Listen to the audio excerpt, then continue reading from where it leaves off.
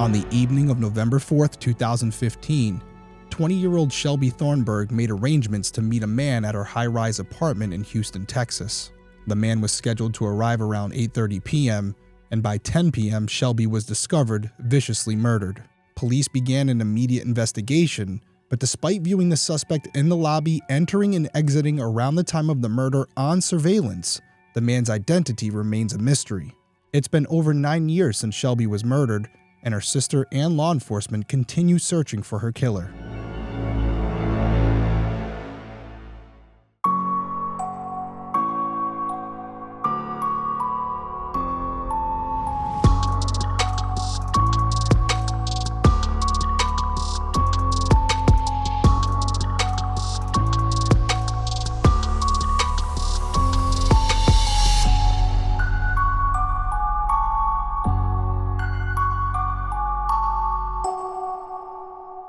Hey everyone, welcome back to Detective Perspective. My name is Derrick Levasseur. I'm a licensed private investigator and former police detective. Each week I'll be covering an unsolved case in story format. I'll then give you my perspective on the investigation and provide contact information for the individuals or organizations connected to the case so that if you have any tips, you can contact them directly and maybe you can help solve the case. So if you're someone who's interested in true crime, specifically unsolved cases, and you would like to hear my opinion on those investigations, please consider subscribing whether you're watching on YouTube or listening on Apple Podcasts, Spotify, or whatever platform you use.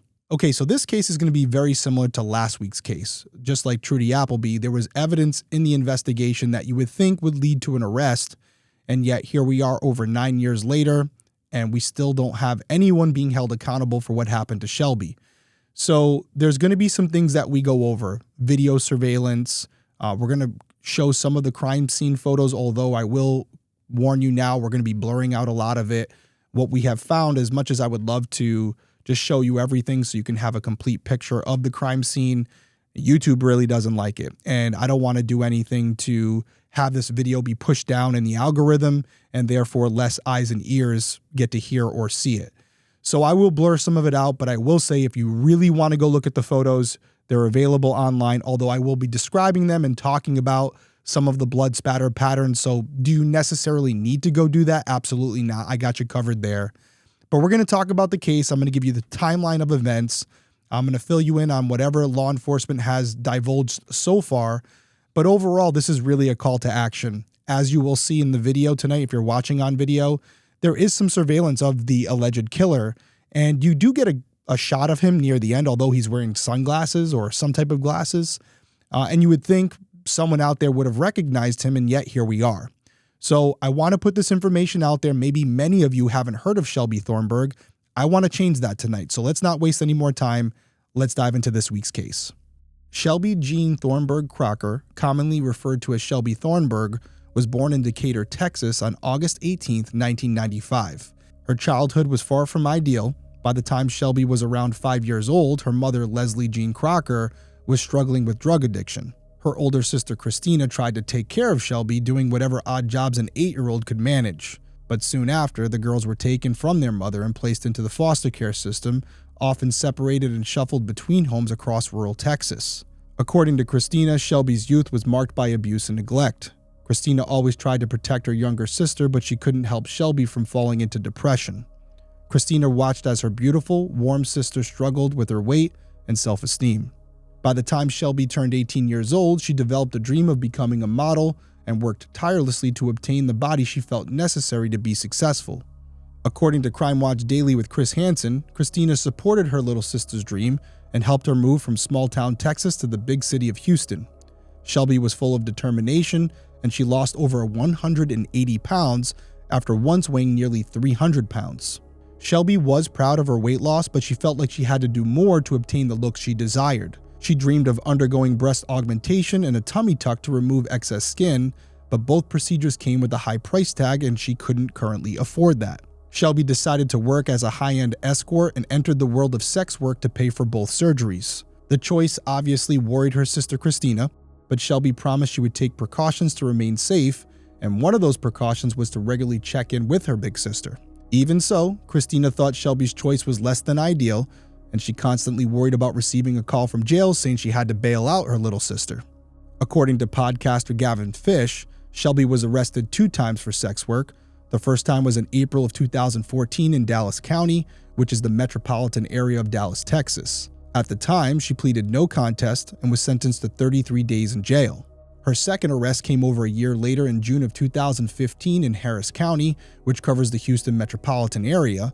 Shelbey appeared in court that October, but the arresting officer, who was also a key witness, did not show up. So as a result, the case was dismissed, and this was just 1 month before Shelbey's death. By November of 2015, even with legal trouble, 20-year-old Shelbey seemed to have a happy life. According to Medium, she was in a loving relationship with her boyfriend Marcus Dwayne Johnson, who supported her dreams and spoiled her. She was living on the 3rd floor of a beautiful high-rise apartment building called the Conquistador and was readying herself for her procedures. During the day on November 4th, she made a $1,000 payment to a plastic surgeon. To continue raising funds, she scheduled a client for that night, seeing it as another step closer to achieving her dream of becoming a model. According to investigation discoveries still a mystery, Shelbey's client texted her, quote, "I'll be there in 20 minutes at 8:06 p.m. Shelbey replied the next minute with a simple, quote, "Okay." 27 minutes later, the client texted, quote, "I'm here." Shelbey didn't respond to that text message, but she did check in with her boyfriend at 8:40 p.m. using their code word GOOD, which was spelled G-U-D.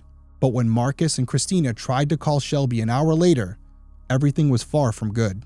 Both Shelbey's boyfriend and her big sister continued trying to reach Shelbey, but there was no answer. Shelbey had promised Christina she would check in after the date that night, and Marcus was supposed to see her after, but neither heard from Shelbey after her last text to Marcus. At approximately 10 p.m., Marcus came home to their apartment on Bellaire Boulevard. When he entered, he found a horrifying scene. Shelbey had been murdered. She was lying naked face down on the bed, her body askew and her head not on the pillow. Blood covered the wall and the floor. Marcus proceeded to call 911 and told the dispatcher, quote, "Someone is dead. Someone has killed my girl." What is your emergency? Someone's dead or someone has killed my girl. According to Crime Watch Daily with Chris Hansen, Houston homicide detective Dustin Crowder and his partner arrived at the scene shortly after Marcus called 911.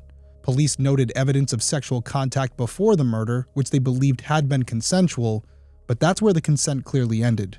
Detective Crowder described the attack as vicious, adding that Shelbey's throat had been slashed left to right. There was no sign of a murder weapon anywhere in the apartment, but even without one, Crowder speculated that it was a very sharp knife. A weapon so sharp it cut into Shelbey's bone at the back of her throat. The autopsy report detailed the severity of the wound. Quote, "A large gaping incised wound extends horizontally across the anterior neck. The wound measures 5 1/2 inches in length and is located 9 1/2 inches below the top of the head and 2 inches to the right of the anterior midline." Now, I'm not one to speculate too much on how a wound may correlate with the mindset of the suspect or the relationship between the suspect and the victim. We have seen cases where, one being Nicole Brown Simpson, that's the first one that pops to mind, where that neck wound was cut very deep. It almost decapitated her. And this one is somewhat similar, opposite way, but still very deep. So you may have some experts come on here and say, oh, this was someone who made this personal. This was intentional. They went above and beyond killing her. They wanted to make it as graphic as possible. And there's a potential that they were enjoying themselves. And there may be even a possibility that this was someone who was emotionally connected to Shelbey and was angry with her and wanted to make sure they made a point. I could also combat that as not an expert in this area and say, listen, they're just a sociopath. They're just someone who wanted to inflict as much damage as possible.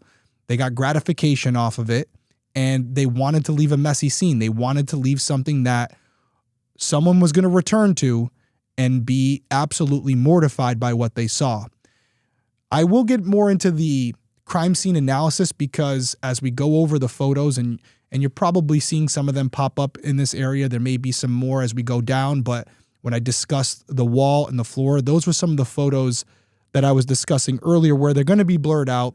There was some high velocity blood spatter on the wall, which means that when the blood hit the wall, it was traveling at a high rate. Well, what does that usually mean for a detective or a crime scene analyst, somebody who's processing the scene? Well, we would describe that as cast off. So when an offender stabs the victim, that first stab wound in, there's going to be blood on the knife. And as they pull it back and they kind of flick the knife, the blood that's on that knife will fly off at a high rate of speed and hit the wall or the floor, leaving kind of like a tail or a streak. And we can tell by the amount of cast off on the walls, you'll see different casts, how many times the victim was stabbed. You always take how many casts you have and add one, because the first stabbing, as they're stabbing in, wouldn't have any blood on it yet. It wouldn't be until after they pull the knife from the wound. Then you can also have low velocity blood spatter, which is usually found on the floor. These are more circular in shape, they're larger, and what that means is a dripping, right? We've all seen it. You've cut yourself or you've spilled something on the ground. If the liquid is going straight to the ground, not at a high rate of speed, not from a high distance, it'll usually create a pretty symmetrical circle. And you can find that if the suspect's standing over the victim with the knife and the blood's dripping off the knife, or if there's blood that's spilled onto the suspect and now it's dripping off of them, that will be on the floor as well. But from what I can see from the scene, and again, you're going to have to go find these photos somewhere else because it's going to be pretty blurred out here. You have a lot of blood on the bed, which you would expect when someone has been stabbed, or I should say slashed in the throat. And then you clearly have some type of high velocity blood spatter on the wall. Now, that high velocity blood spatter could be one of two things. It's not always cast off. It could just have been from the slashing, where when you cut an artery like that, there can be some squirting of blood that could have sprayed onto the wall beside the bed, which, based on the photos that I saw, that could in fact be the case. So there's definitely information to take from it. But what I will say is this: I don't think we should automatically assume that there was some passion or anger behind the injuries that Shelbey sustained. Again, it could just be someone who is a sick-minded individual and frankly took joy in what they were doing and really got into it. They couldn't stop themselves. It doesn't always have to be, oh, well, because of these injuries, then this clearly means that this person knew our victim. That's not always the case. Yes, we can have the conversation. We can even debate it. But the only way we'll truly know is if we apprehend this individual, and then we can connect the dots. Now, at 4 a.m. on November 5th, Christina woke up to the phone call no family member ever wants to receive. She had been trying to reach Shelbey the night before with no success, and now the caller was telling her that her sister was dead. Christina immediately flew into action and rushed to Houston to fight for Shelbey once again, this time in death. First, Christina had to identify Shelbey's body, and during the process she noticed a scratch on Shelbey's arm as if Shelbey had fought back. This didn't surprise Christina. Her sister had always been a fighter. Next, she went to Shelbey's apartment to gather her sister's things, and upon doing so, she entered the crime scene. According to the pictures Christina took of the room her sister was killed in, the decor was red and black with a sectional sofa and a raised twin mattress next to it. The zebra print pillowcase, red sheets, leopard print blanket, and mattress was all soaked in blood. And as I just mentioned a couple minutes ago, a blood pattern was visible on the wall above the pillow with a pool of blood next to the bed. Now, according to Gavin Fish's website, additional photos near the pool of blood at the foot of the bed show Shelbey's black bra, a red ribbon, and white satin underwear. The items were marked with evidence numbers 2, 3, 4, and 5. Law enforcement quickly stepped into action to find Shelbey's killer. The first person they turned their attention to was Shelbey's boyfriend, Marcus Dwayne Johnson. According to Crime Watch Daily with Chris Hansen, detectives uncovered 2 red flags that immediately piqued their interest. We're going to talk about that right after this break.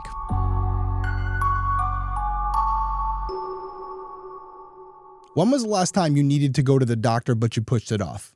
Maybe the excuse was, I'm too busy, it'll heal on its own, or I don't know what doctor to go to. I think we've all been there. Booking a doctor can be frustrating, there's no doubt about it, but thanks to ZocDoc, there's no reason to delay. They make it easy to find and book a top-rated doctor who's right for you. ZocDoc is a free app and website where you can search and compare high-quality in-network doctors and click and instantly book an appointment. We're talking about booking in-network appointments with more than 100,000 doctors across every specialty, from mental health to dental health, primary care to urgent care, and much more. You can even filter for doctors who take your specific insurance, are located nearby, are a good fit for whatever medical need you have, and are highly rated by verified patients. Appointments made with ZocDoc also happen fast, typically within 24 to 72 hours of booking. You can even score same-day appointments. So the next time I need a doctor, ZocDoc is what I'm going to use. So stop putting off your doctor's appointments and go to ZocDoc.com/detective to find and instantly book a top-rated doctor today.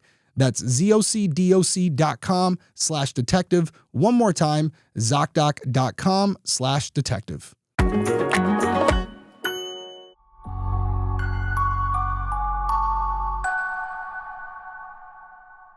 Okay, we're back and we're going to talk more about Marcus because the first thing that piqued law enforcement's interest was Marcus's criminal record, though all his charges were drug-related and none of them involved violence. The second red flag was much more critical and much more specific to Shelbey's case.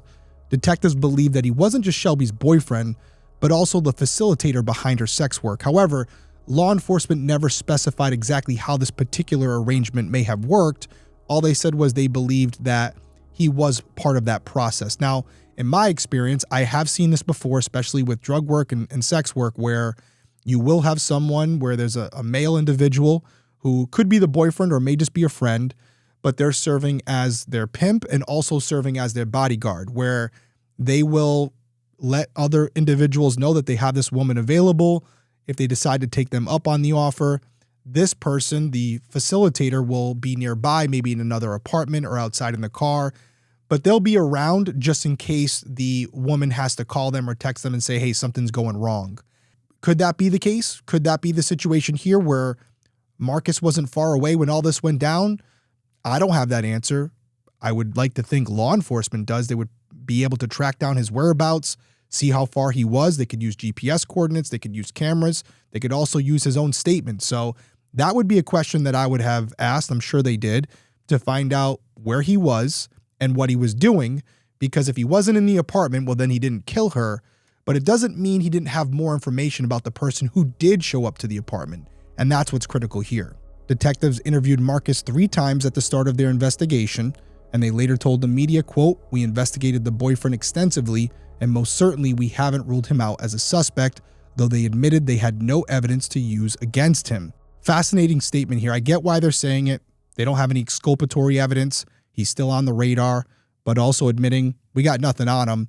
And this goes back to what I just said. He could be involved, sure, but he also could be a completely innocent bystander and also a victim in this case, losing his girlfriend.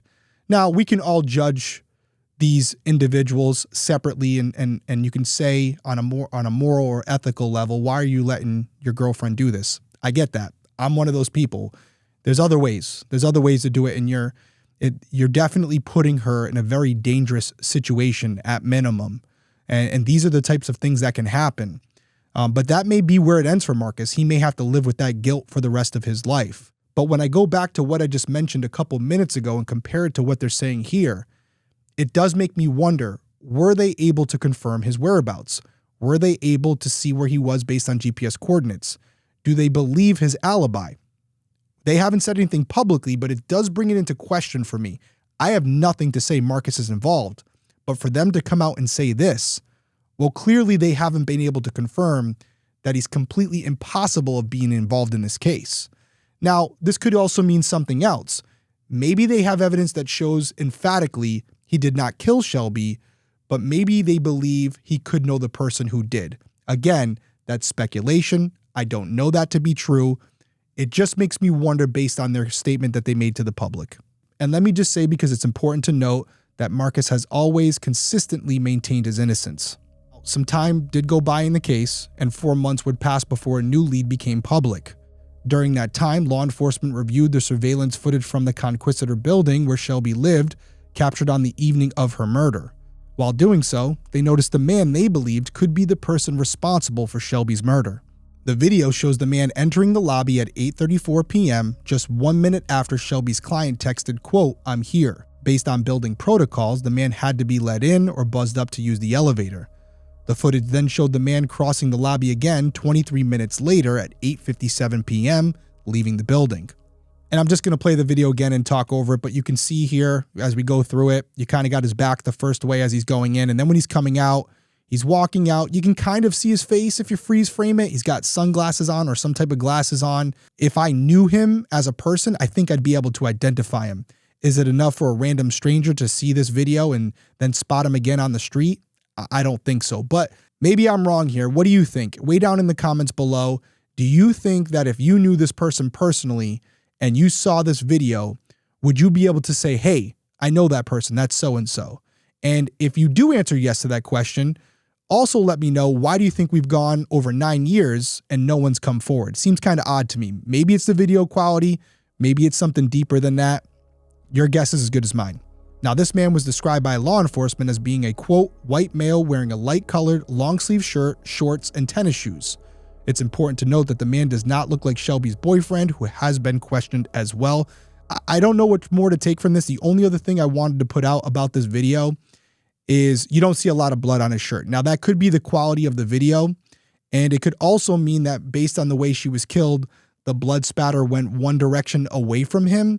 So even though he may have like a spot or two on him, you're not going to be able to tell from this video. If we were in that lobby at that time and we had walked by him with that light-colored shirt on, we may have noticed something. But on this video, as hard as it is just to make out his face, you're definitely not going to be able to make out any blood spatter unless he literally was sitting in the pool of blood, which clearly from this video, if this is in fact the guy, he was not doing that. One more thing about this guy that I think is extremely important to mention if you have any doubts that he may be the person involved. This was all over the place, this video, and it was all over Houston. And you would think that if this guy in the video wasn't responsible, he would have came forward by now and said, whoa, wait a second. That's me, guys. I was going up to see so-and-so. And that hasn't happened. And so that leads, I think, everyone to believe, yeah, this is the guy involved. The question is, where is he now and who is he?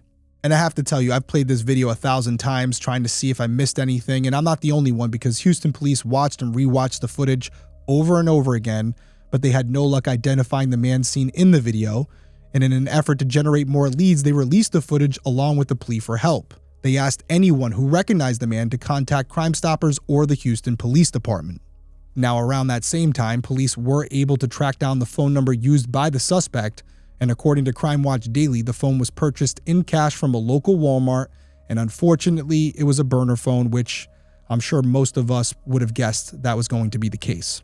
While the Houston Police Department weren't able to identify the suspect from the phone records, they did learn more about him. Detective Crowder explained, quote, the phone was purchased shortly before the incident and then deactivated immediately afterwards, so the phone that the suspect used was in fact just for this purpose.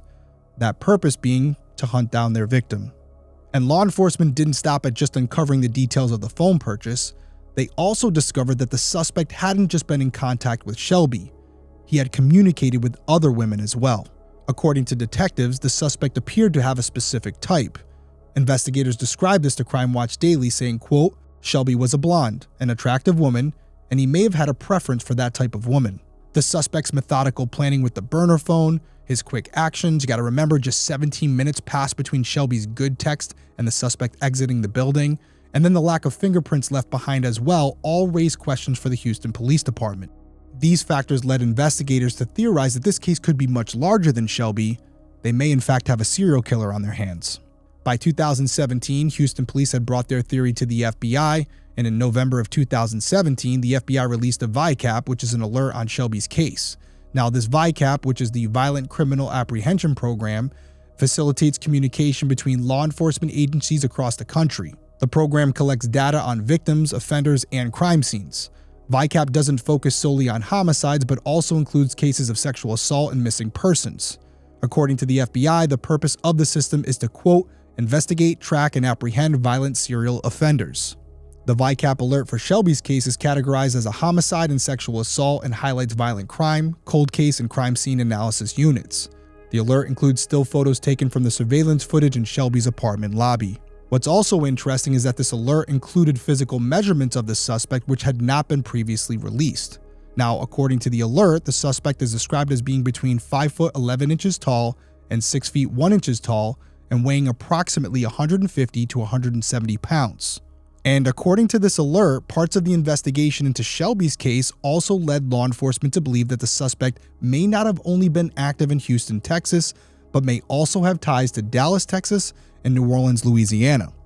And I don't want to go too in the weeds on this because clearly I don't have access to what the FBI has access to, but I would think it would be a combination of things. The description of the suspect, the modus operandi, the MO, how he made contact with the victim, how he arranged things, how quickly he operated, and then finally, the injuries. Are there other victims out there that were killed in a similar manner? All these things would be documented. You would be able to go look at the reports and compare them. I'm assuming that's what's happening behind closed doors, and that's why they made this alert, and that's why they're connecting these two other locations. There's still more to talk about, but before we do, let's take our last break.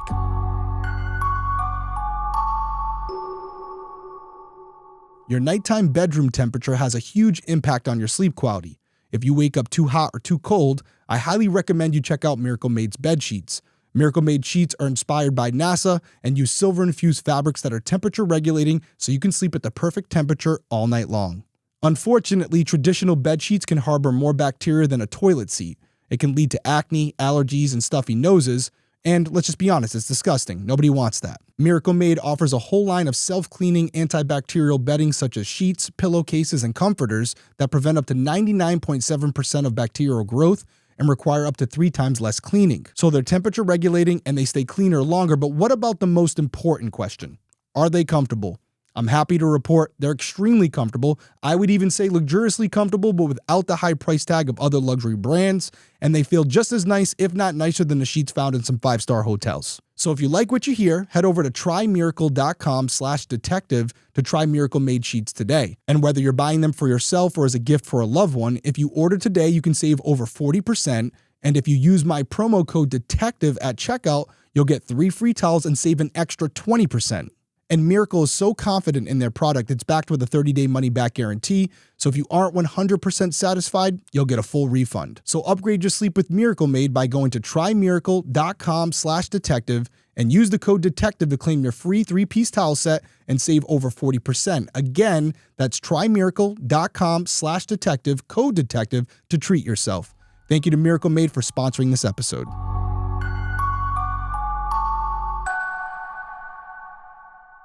Despite this new information regarding the suspect, law enforcement has yet to identify the man in the surveillance footage.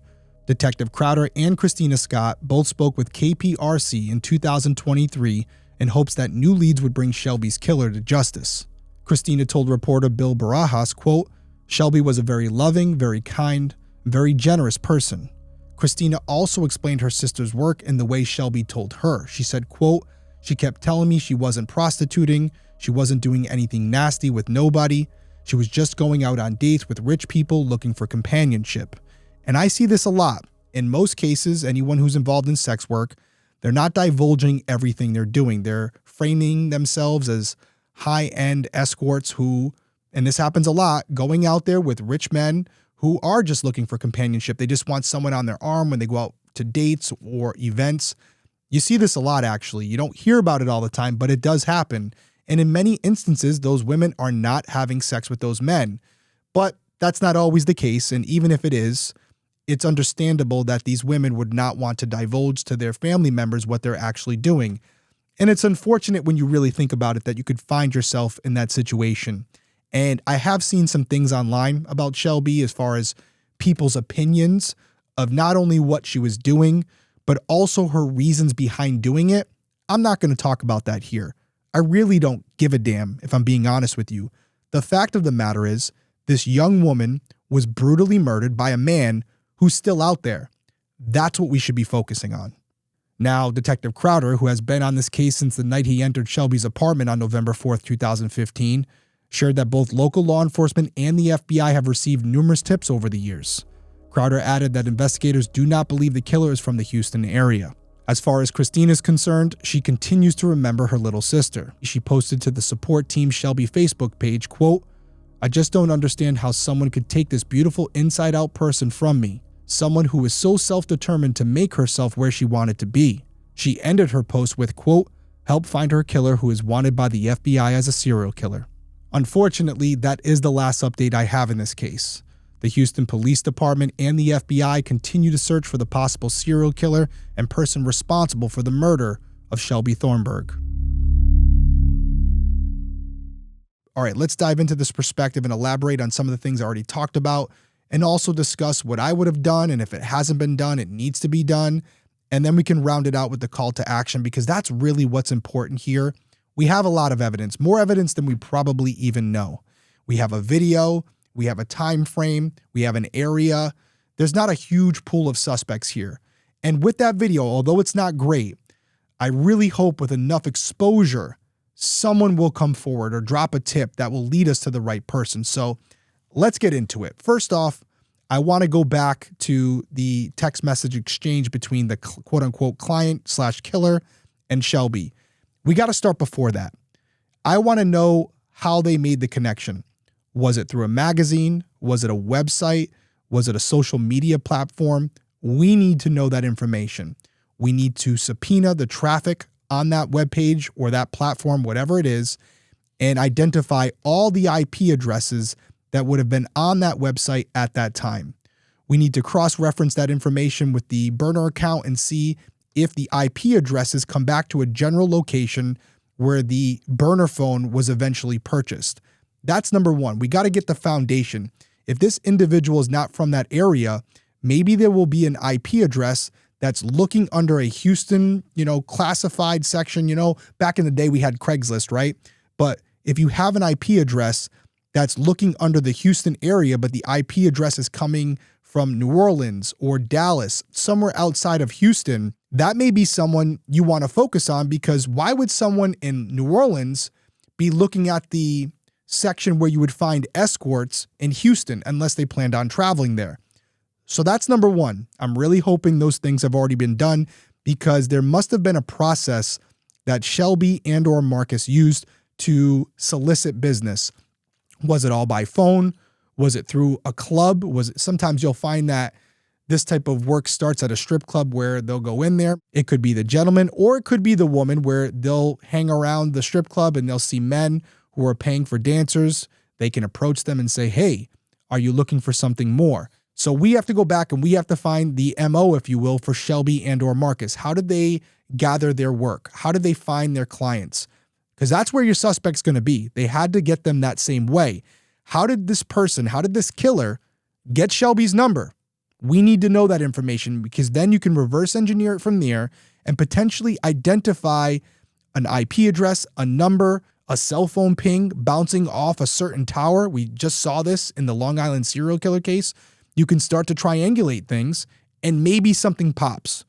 I can't promise you it's going to, but the same situation happened in the Long Island serial killer case. It was information they already had that was reviewed by a newer detective, and boom, now you're off and running. Now we have Rex Heuermann, who allegedly is the guy.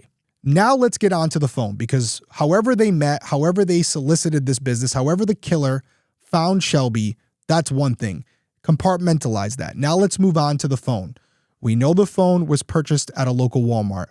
What do we have for cameras? Not only inside the facility, but outside the facility in the parking lot. Most Walmarts have cameras. Again, this is 2015. This is not that long ago. Walmart is known to allow transients and RV owners to park in that lot overnight in order to have like a safety zone, a place where they can park and feel comfortable because it's well lit, and obviously there are cameras. So there's got to be some type of surveillance footage from that facility where the individual went in there, purchased the phone, and then walked back out. And then the next question would be, did they walk out to a vehicle? They must have. They must have got there somehow. And if they walked out to a vehicle, were we able to get a partial plate or a full plate, or at least the state of the plate? This may be information law enforcement already has, but they're not going to release it because they don't want to spook the suspect. Let's say someone comes forward and says, hey, I know the person you're looking for. They're from Louisiana. They drive this type of car. If FBI has a still photo or video of a potential suspect vehicle that was picked up at Walmart or maybe a business nearby, and it matches, how credible and how compelling is that information that this witness just came forward with? There's no way they would have known the FBI or the Houston Police Department would have this. They haven't released it publicly, so that would be extremely compelling. Now let's fast forward to the crime scene. We've talked about it a lot. Some of you have seen the photos. I've talked about the autopsy report. We know the significance of the injuries. And I do wonder, although I'm not very optimistic, if during this struggle, maybe Shelbey did fight back and potentially she could have scratched her offender. If she did, Was there anything collected under her fingernails, around the room? How much of a process was conducted before people were allowed into the crime scene? I do get a little concerned when I hear that Christina was in that crime scene while there were placards still on the ground. As far as contamination of a crime scene, and you think about chain of custody down for a future trial, it could pose some issues. But I'm really hoping someone was smart enough to swab her hands, cut her fingernails, maybe check out that cut that Christina had described, swab everything, send it all off. Worst case scenario, nothing comes back. You got really nothing to lose and everything to gain. I also briefly want to discuss the sexual contact because whether it was consensual or not, they had sex. It appears they had sex. Her bra and her underwear were on the floor. So there's some contact there. There's some transfer of trace evidence. She needs to be completely processed and make sure that every part of her body is analyzed for DNA that does not belong to her. If that hasn't been done, I really, really hope that evidence was collected and it's a financial problem. If that's the issue, if they're struggling to find the money, which I highly doubt that's the case with the FBI involved, but if it is, contact me. We'll get criminal coffee involved. We'll get everything processed. That should not be the holdup in this case. If you have evidence that needs to be analyzed, we have the labs to do it. We have the funding to make it happen. We'll get it done. And as far as the overall crime scene, the whole apartment, based on how quickly this happened, this appears to be a premeditated murder, which would suggest that the offender took some precautions not to touch too many things. They didn't want to transfer their DNA evidence anywhere in the apartment, probably wanted to limit that exposure, which is why they potentially took their own murder weapon to the crime scene and then left with it. They didn't want to leave it behind, and they wanted to make sure that they had what they needed to do what they went there to do. And finally, as far as the possible suspect, this does appear to be someone not from the area. It seems like they were passing through, and this may be their process to find an area where they can go in, locate a sex worker or an escort, get them in an area where they're alone, act fast, and then get out of there. I will say it's still brazen to go into an apartment building like this, which is going to have surveillance footage, and to really only cover your face with sunglasses. It's a huge risk, but it tells me that maybe they don't have a lot of personal connections and they're not too concerned about someone connecting them to the case. This could be someone who grew up as a loner, really doesn't have a lot of relatives, doesn't have a lot of friends, wasn't involved in a lot of activities growing up, and so they have a very small footprint. And so they travel around using burner phones, using the internet, going into different strip clubs, looking for individuals who are offering these types of services, kind of feeling them out, seeing if they're going to be alone with the sex worker. And if they are, they go in, do what they want to do, get out of there, and move on to the next state. And for all we know, this individual is nowhere near Texas, Louisiana, or any other state surrounding that community. So for all we know, they could be right here in Rhode Island. They could be on to the next spot, and they may be responsible for many murders that we just haven't connected them to yet, which is why it's so important that we keep passing this information along and making sure that as many people as possible know about Shelbey Thornburgh and any other case like this, because it could be you that connects the dots and solves this case. So with that in mind, I want to give you a quick recap. 20-year-old Shelbey Thornburgh last contacted her boyfriend at 8:40 p.m. via text message saying good, remember good was G-U-D, on the evening of November 4th, 2015. The message was sent while she was meeting with a client. Roughly 90 minutes later, her body was discovered on top of a twin mattress in her apartment located at 7575 Bellaire Boulevard in Houston, Texas. Her throat had been slashed so deep that it cut into the bone. Now, police have honed in on an unidentified suspect who was caught on surveillance footage from the apartment building. The man, a white male wearing a light-colored long-sleeve shirt, shorts, and tennis shoes, entered the building at 8:34 p.m. and left at 8:57 p.m. Law enforcement believes the man is between 5'11 and 6'1 and between 150 and 170 pounds and could be a serial killer. Anyone with information on Shelbey Thornburgh's case is encouraged to contact the Houston Crime Stoppers at 713-222-TIPS. That's 713-222-8477. You can also email the FBI at vicap@leo.gov. There is a $5,000 reward via Crime Stoppers in Shelbey's case. My final words, as always, go out to Shelbey's friends and family, specifically her sister Christina. I know that you will not stop until you find the person responsible for killing your sister, and we're right there with you now. Everyone who listens or watches the show now knows Shelbey's name and her story, and we're on the lookout now. This guy is running out of places to hide. This case is still relatively new. He does not look that old, which means he's still out there, and we can still find him and bring him to justice. I know there have been some things said about your sister online, and my advice to you, ignore them. That's not what's important. What's important is spreading your sister's message and making sure that we find this monster as soon as possible so that not only can he answer for what he did to Shelbey, but we can ensure that he never does it again. And I'm really hoping that day comes soon, but until then, that's going to do it for me. I'll see you guys next week.